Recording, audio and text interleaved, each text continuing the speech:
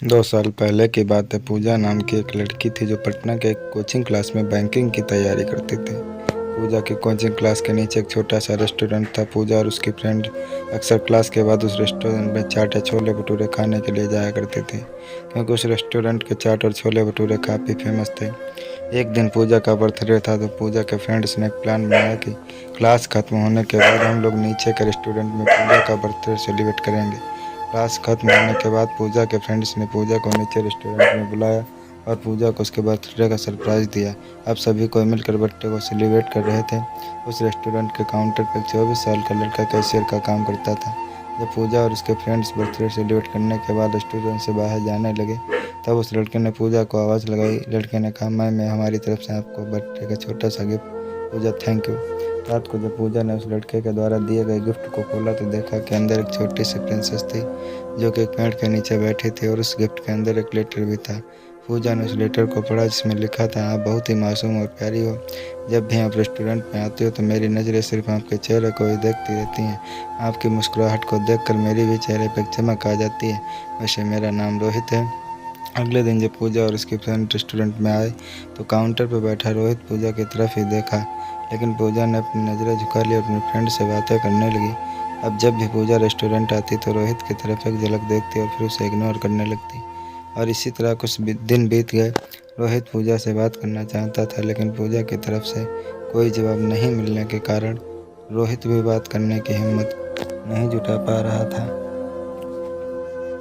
एक दिन जब क्लास के बाद पूजा रेस्टोरेंट आती है तो देखती है कि काउंटर पर रोहित की जगह कोई दूसरा लड़का बैठा है। पूजा सोचती है कि शायद रोहित का तबीयत खराब होगा, इसलिए आज काम पे नहीं आया।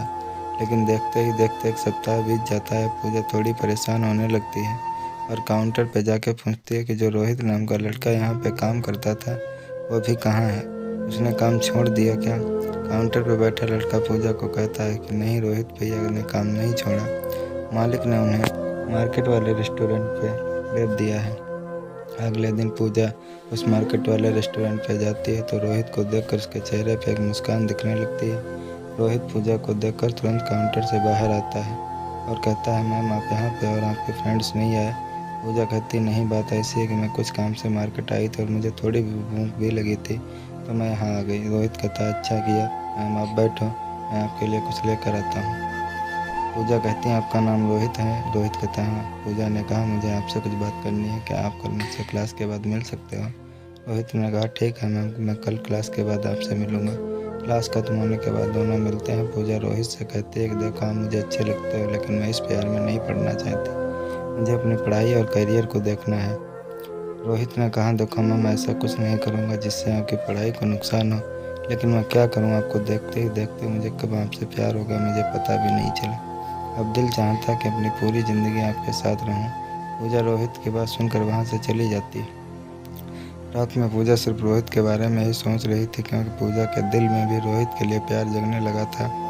अगले दिन शाम में पूजा मार्केट वाले रेस्टोरेंट में जाती है और रोहित को एक लेटर देकर वहाँ से चली आती है। रोहित जब उस लेटर को पढ़ता है तो उसमें लिखा रहता है, रोहित, मुझे भी अब तुमसे प्यार होने लगा है। ये पढ़कर रोहित की खुशी का ठिकाना नहीं रहता। वह उस लेटर को चूमता और अपनी जेब में रख लेता है।